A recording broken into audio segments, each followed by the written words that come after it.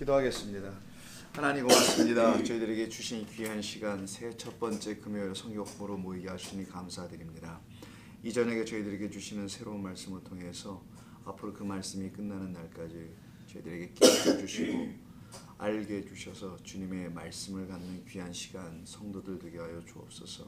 예수님의 이름으로 기도합니다. 아멘. 여러분 성경 마태복음 10장 한번 펴보시고요.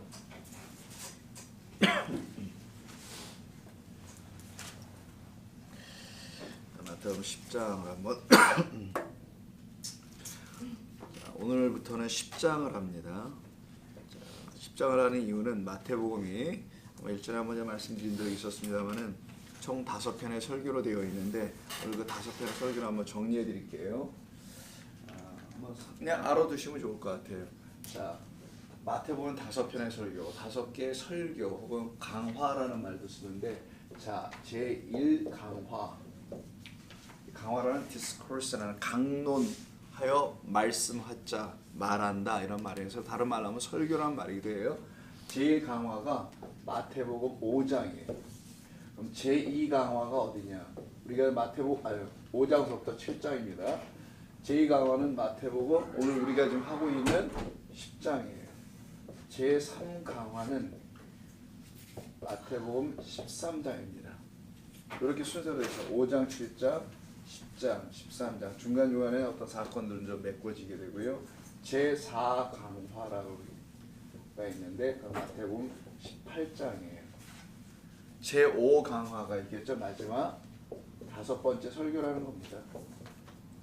예수님께서 5번째로 가르쳐주신 이게 5개로 나누는 건데 이건 종말 강화라고 해요.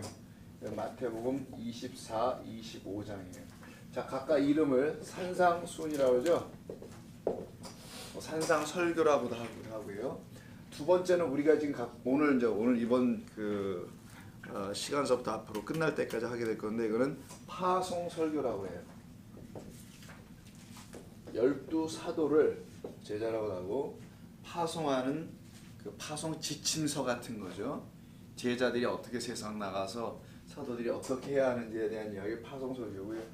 자, 여기는 천국 비유입니다. 천국 비유 설교예요.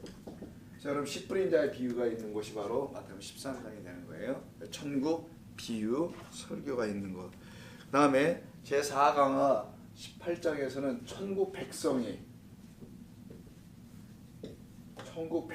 어떻게 이 세상에서 살아내야 되는지에 대한 천국 백성의 삶에 대한 설교.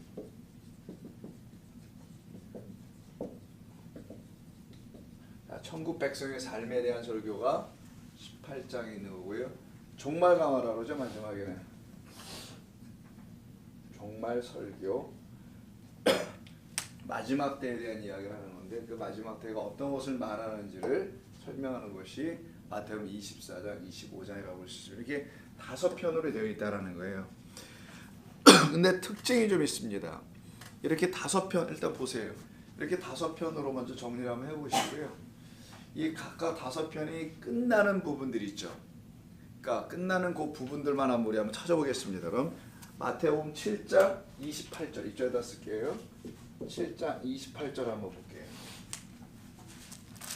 우리가 지난 시간에 했던 거니까 곧바로 우리가 볼 수 있는데, 자, 예수께서 이 말씀을 마치심에 무리들이 그의 가르침에 놀랐다 하죠. 이런 말이 있습니다. 공통점이 있는지 볼게요. 두 번째는 오늘 우리 하는 10장에서 시작돼서 11장 1절에서 끝나요.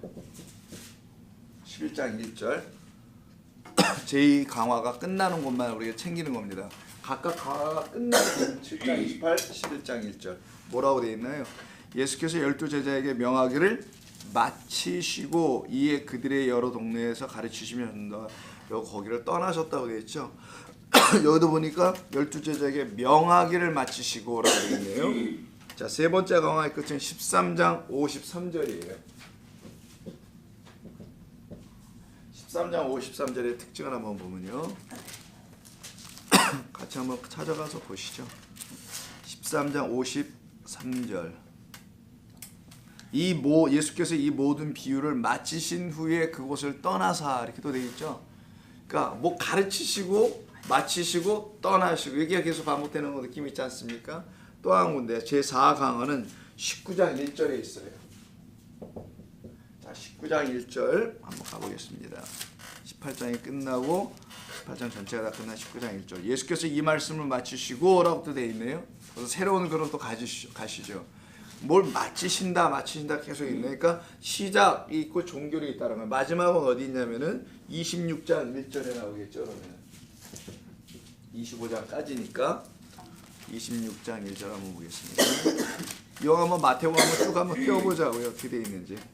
여기도 25장까지 24장이 이제 종말 설교인데 그것이 끝난 다음에 예수께서 이 말씀을 다 마치시고 제자들에게 이르시되라고 하죠.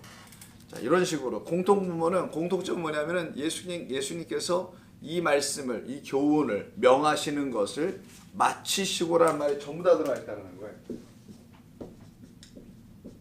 요 말이 마치셨다, 끝내셨다. 제1강가 끝내고 2강가 끝내고 3강가 끝내고 4, 5강가 끝내고 왜 이렇게 끝냈다고 굳이 마태는 이런 식으로 마태복음을 굳이 기록했을까? 이건 여러분 보셔도 금방 티가 나죠. 의도적으로 이렇게 했다는 것이 보이지 않습니까? 하나 이야기가 끝나면 그때 곧바로 마치시고 또 마치시고 이렇게 이런 식으로 해서 어떤 마태가 하고 싶은 말이 이 가운데 있다는 것을 알려주는 겁니다. 그럼 마태는 왜 이렇게 마지막 부분을 이렇게 끝내는 이야기를 하면서 예수님의 그 5편 설교를 마태복음 전체에다가 골고루 배치시켰을까라는 생각을 한번 해봐야 되겠죠. 그 이유가 뭘까? 이러한 특징이 가져다주는 시사하는 바가 뭘까? 자, 그 이유를 한번 알아봅니다. 자, 당시의 초대교회들은요, 유대교와의 갈등이 심각했었어요.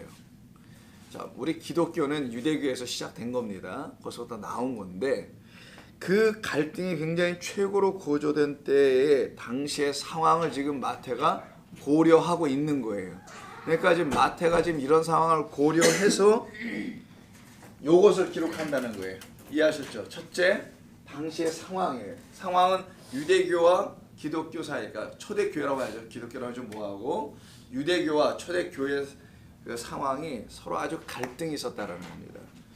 두 번째는 이런 상황을 고려해서 이런 걸 쓰고 있다는 거예요. 5편의 설교를. 두 번째는 이와 같이 유대교 회당이죠. 대부분이 유대교 회당과 갈등을 빚고 있었던 교회는 유대교의 최고의 권위자라 할 수 있는 사람이 누군가요? 모세입니다.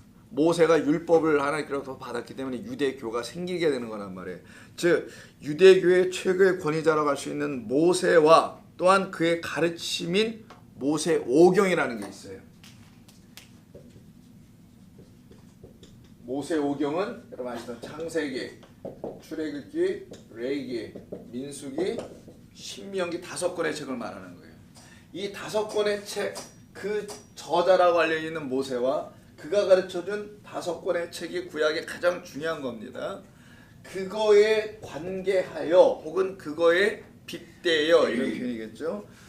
마태는 5개의 예수님의 설교를 마태복음 자기의 복음서 안에다 집어넣은 겁니다. 이유는 뭐라고요?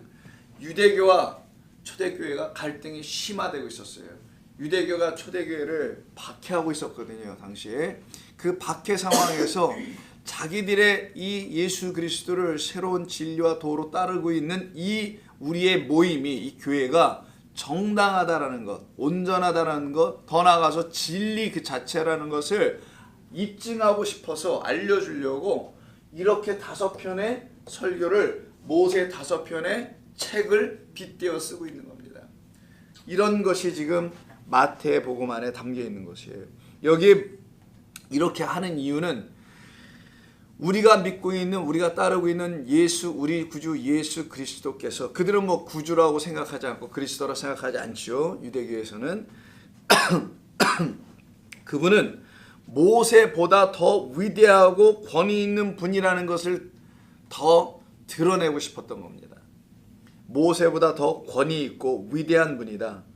이 분이 바로 예수 그리스도라는 사실을 나타내 주려고 이렇게 5개의 설교로 나누는 겁니다. 특별히 마태복음은 유대교에 있는 사람들 혹은 유대교에 익숙한 사람들을 위해서 쓴 복음서예요. 그렇기 때문에 다른 이방인들이 읽기에는 좀 힘든 내용이 많이 있습니다. 예를 들어서 마가복음하고 누가복음을 읽는 사람이 유대인이 아닌 이방 기독교인, 이방 사람이라면 즉 유대교나 모세율법이나 이런 걸 절기나 이런 여기를 아무것도 모르는 사람이 읽으면 굉장히 어렵고 이해하기가 난해한 부분이 많이 있어요. 이거는 유대인들을 향해서 예수 그리스도를 소개하고 있는 그런 복음서이기 때문입니다. 그래서 말씀드린 대로 마태는 그런 계획이 있었던 거예요. 생각이. 우리 주 예수께서 모세보다 더 뛰어나고 위대한 분이다라는 것이죠.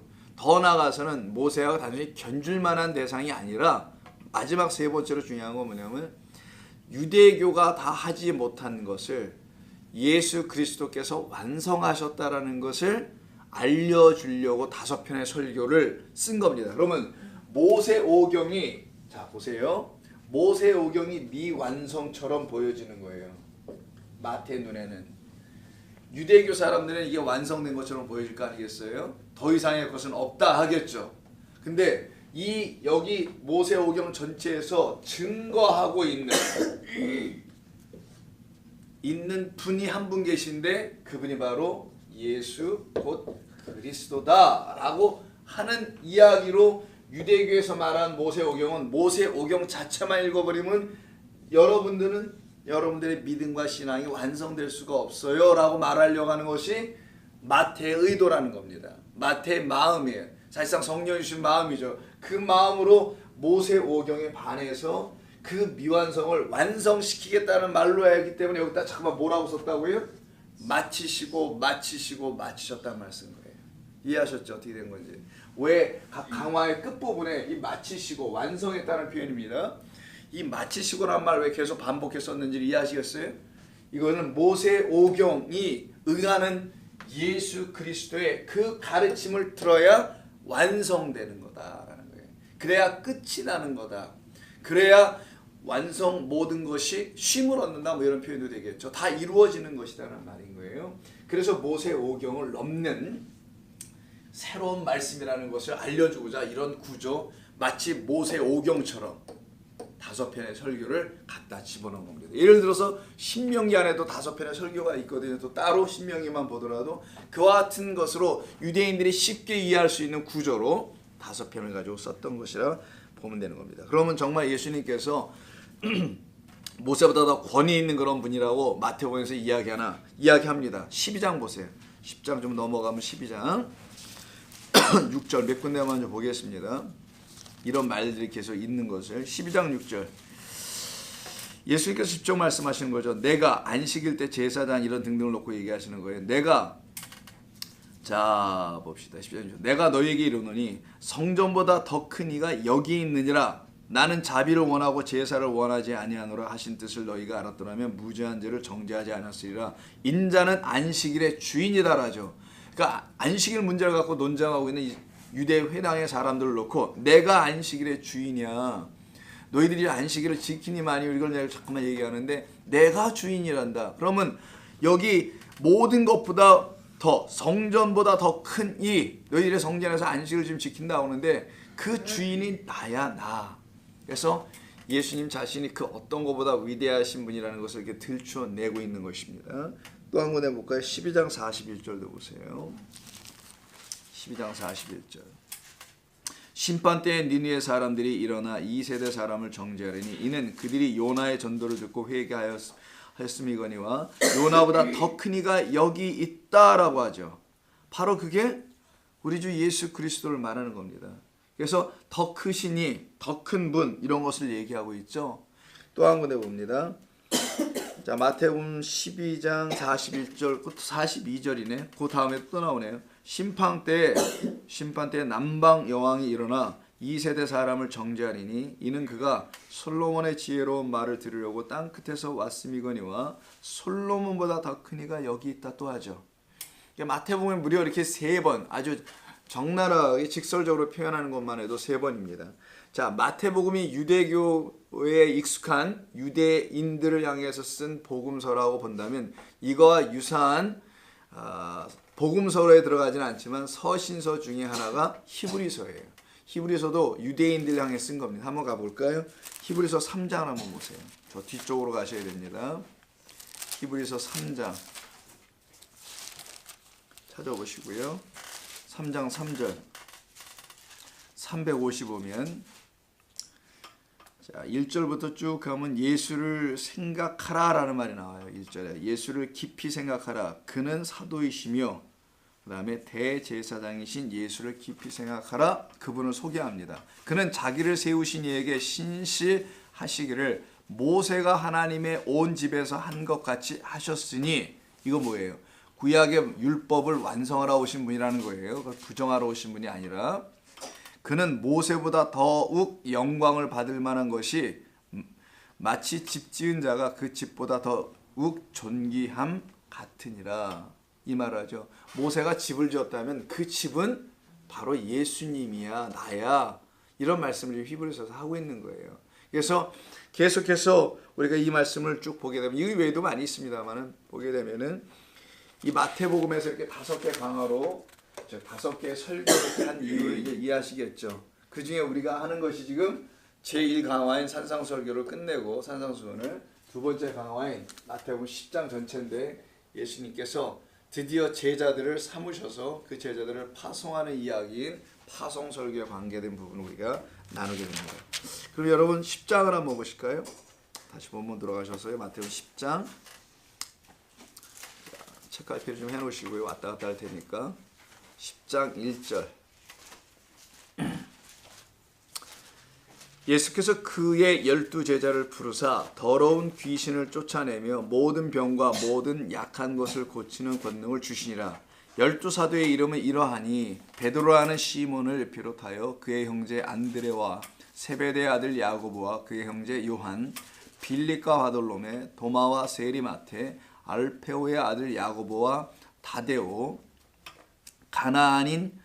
가나나인 시몬 및 가롯 유다 곧 예수를 판 자라. 예수께서 12를 이렇게 했죠. 이 사람이 12이에요. 오늘은 4절까지만 할 겁니다.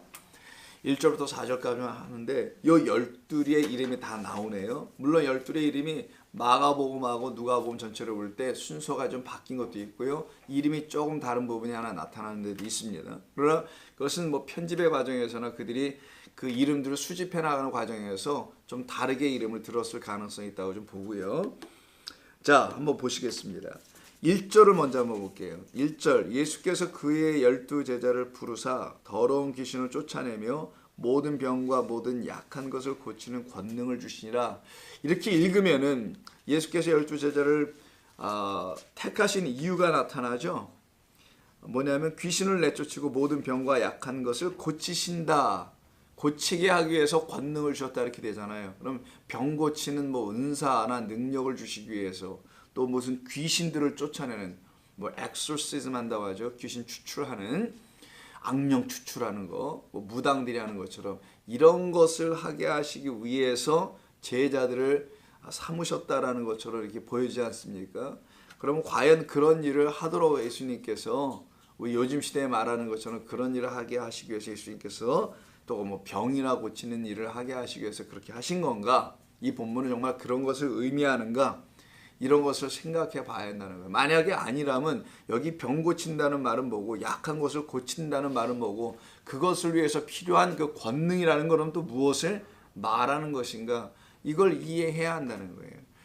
그냥 무턱대고 아닐 거야. 그런 일을 한다고 내가 적어도 우리 교회에서는 그렇게 안 들어본 것 같은데 이런 거 갖고 되는 건 아니고요. 이 의미가 무엇인지 하나하나씩 알아가야만이 여기 말씀이 있는 그 제자 삼는 일 있죠. 그게 바로 우리라는 제자들을 우리를 다시 하나님께서 주님께서 제자로 삼아내시게 되는 일이 벌어지게 되는 겁니다. 즉 우리도 이 12사도처럼 그 사도들이 될 수 있다는 것을 말하는 거예요. 자, 먼저 직역을 해볼게요. 이 문장은 이렇게 되어 있지 않습니다. 순서가 그리고 라는 말로 시작돼요. 그리고 그의 12제자들을 부르셨던 이렇게 분사로 시작합니다. 부르셨던 그가 예수님도 없어요. 여기는 그가 물론 예수님 맞아요. 자, 그리고 그의 12제자를 부르셨던 그가 그들에게 권능을 주셨다. 더러운 영들 위에 임할 이런 말이에요. 더러운 영들 위에 임할 뭐 귀신이 아니라